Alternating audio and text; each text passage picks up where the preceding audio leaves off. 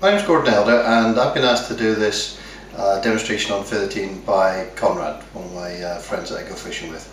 And we do tend to find ourselves with rather a lot of fish, which is the good news. The bad news is I end up having to do all the filleting. So, as a gesture of goodwill, he's wanting to learn to fillet.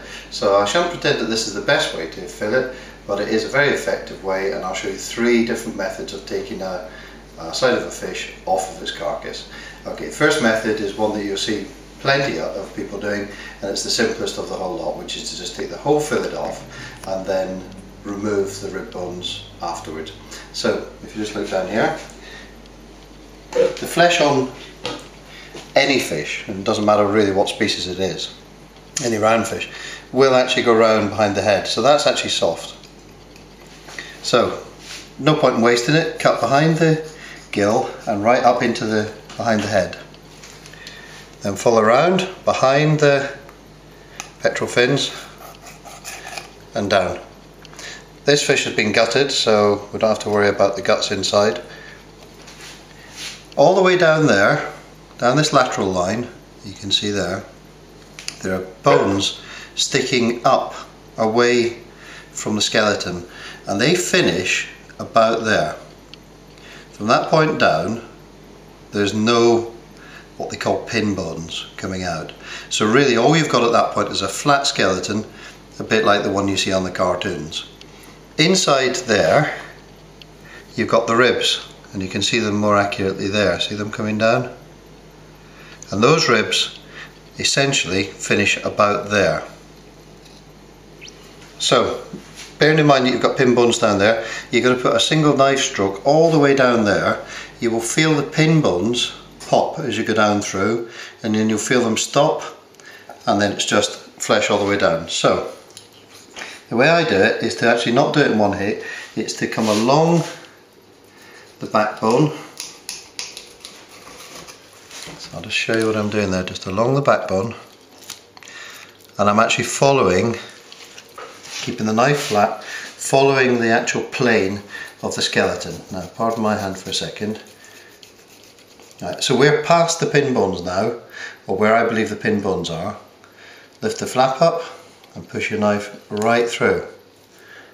Okay, and then drag it quite simply down, touching the skeleton of the fish to the tail. And if you've got it right, you will be able to touch the skeleton, and there's next to no meat either side. However, this is where it gets interesting, because from that point onwards up, as you know, we've got pin bones. So what you've got to do is find your pin bones by just following down the skeleton, and then nip round, and then you've got to pick them up. Just pull down, hear them going? Hear that? One by one those pin bones have been popped. Not a nice sound actually, and not my preferred method of doing it. So now you've got yourself a fillet. You've still got, and it's not a particularly great fillet in all fairness, but you've still got your rib bones there, so you've got to take those off, which to be honest is a fiddle more than anything else. And there are other methods which I prefer that don't involve any of this. In fact, I don't like that fillet at all. It's just a fiddly way of doing it, and I know it's one that the chefs prefer, but then you've got to take off those adipose fins, so slice that off. Take off the back passage, that's actually its discharge hole, so you don't want to have that. That's rubbish, so that's tidied that up. See, you've got a little tiny fin there, you want to trim that up and get that off. And now those pin bones that we had an issue with earlier on, the fact that they're a bit of a pain to get through, you can actually see them there. I don't know if you can see them, but they're there. You can either spend a lot of time with a pair of tweezers, or you can identify them. See the line there? It's actually just there. You can identify them. Now those pin bones run at an angle into the fish. They actually run at an angle from me towards you. So if you just get a knife, a sharp knife, and you cut above them, you will find, see them? Just there, you'll find that you touch the bone. Now, as soon as you touch the bone, just find the angle of the bone and run along it. So you're literally just stroking the side of the bone. Now, the other side, if you just cut under the bones at the same angle as you know that they're going in, then once you're down to the skin, slip your knife at right angles, parallel to your board, and then lift that chunk, or that strip of flesh, which is full of the pin bones. And there's your pin bones in a tiny little bit of flesh, which to all intents and purposes you think is waste, but to be honest you can do well without. When you put that into the frying pan or cook it, that skin on the back side, which is still intact, will contract faster than the rest of the skin, and it will pull the fillet completely back together again. You'll see this in supermarkets with bass in particular, they do this, but just trim that up to get a final reasonable looking fillet. And there you go, something ready for the table. No bones in there, so you're not going to start upsetting the kids or anybody else by getting a mouthful of nasty bones. Right, the second method is an entirely different method, one that I really use for cod, and that is that if you're prepared to actually sacrifice the belly cavity, particularly if you're not going to bother gutting the fish, this is the much preferred method. Now, with cod in particular, you've got a great big rib cage, an awful lot of contents in the belly cavity, and most of the good meat is really the loin along there, and then after the ribs you've got the big tail area without any bones in it. So this is looks very, very wasteful, but it's very efficient for cod. So let's start exactly as you have previously, round behind the head, so that's it, down to the bone. Fine. This time find where you know those pin bones are and just go to the top of them. Yeah, I know it looks wasteful, but I can assure you when you've got several stones of cod to fillet, and I'm missing the back passage again there, right, so that's the belly flap there, and imagine that that is now full of guts. I've gone past the gut cavity, so I haven't gone and burst the guts, and then quite simply get inside, run parallel to the skeleton, hard up against it, through at the same point, off there, and then just pop that right off.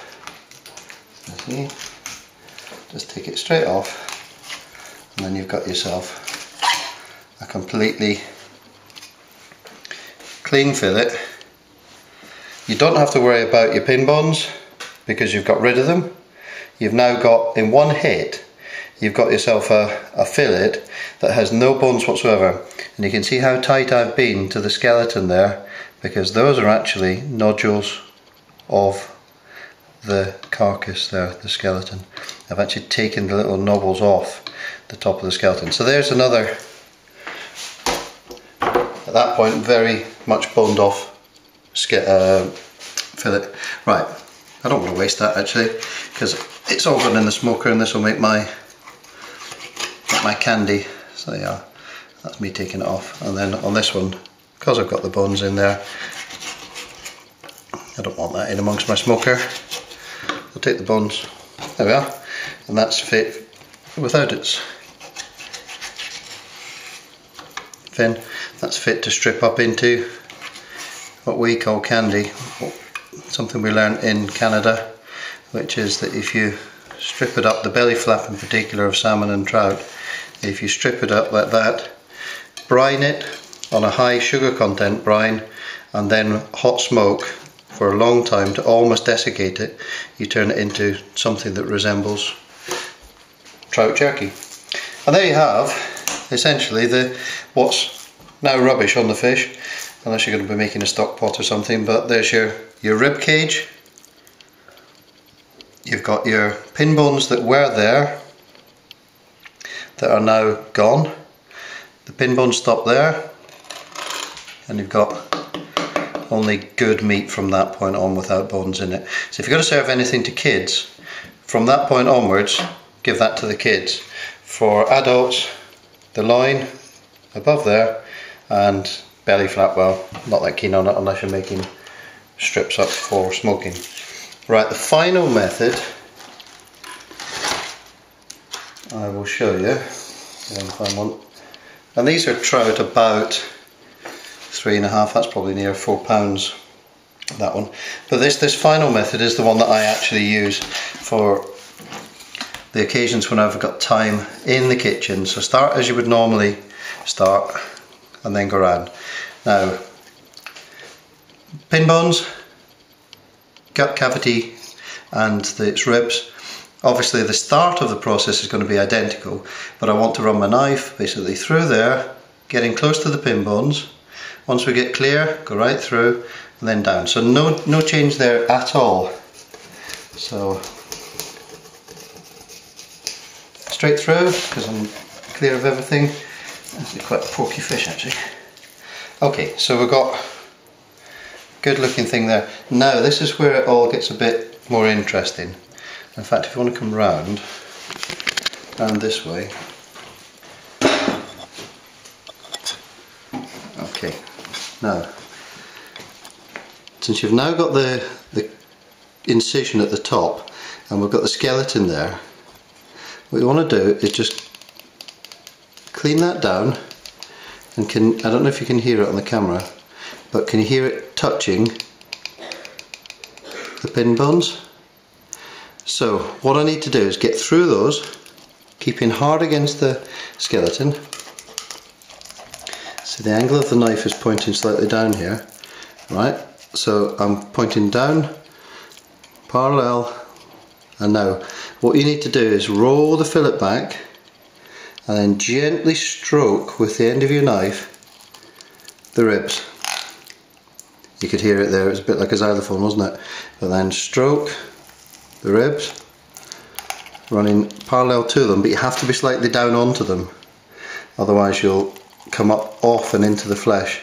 Stroke down and then stroke down, and then we'll get rid of the,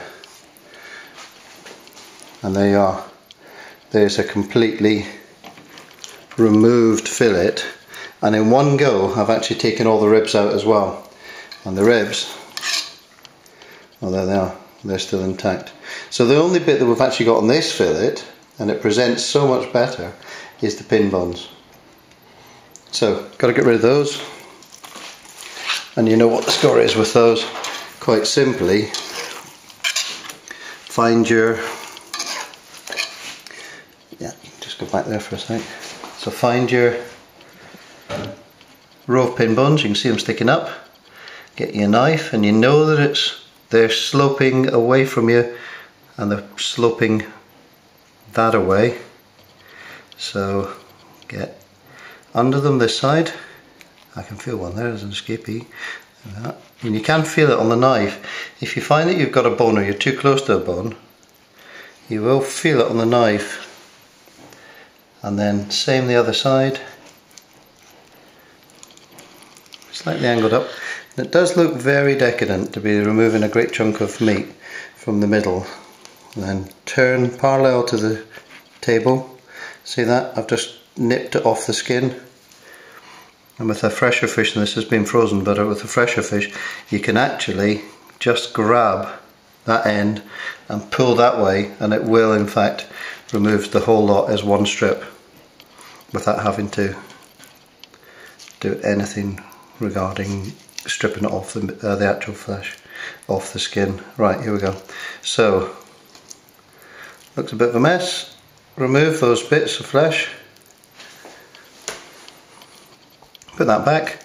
We've now got a cut, clean cut between what is effectively now the belly cavity or the belly flap, and then you've got the loin on the top. But that row of pin bones has been completely removed. In fact, I'll just take a few more out there because I can see a couple of little bits. So just pop those out. It saves an awful lot of fiddling about with a pair of tweezers. Right, okay. Right, that doesn't look too bad. Again, don't want to get that fin.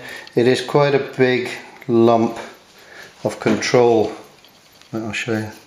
That's actually bone there.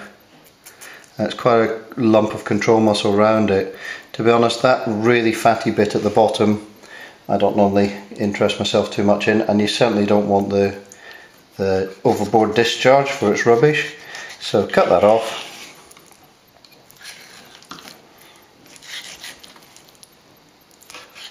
Right, okay, that's that. So that's tidied up. There's no bones there, there's no bones there. Check your fin areas. Well, there was a fin there, but that's actually just fat. The joys of a farmed trout, actually. So what we got there, put it back together again. What you got there is perfectly bone-free fillet of a fish. And that wasn't too difficult, really, was it? Now, that's taken a good few knife strokes for me, but I think it's worth the extra knife strokes to get it something that's a lot more edible than you would normally have. Okay, your turn.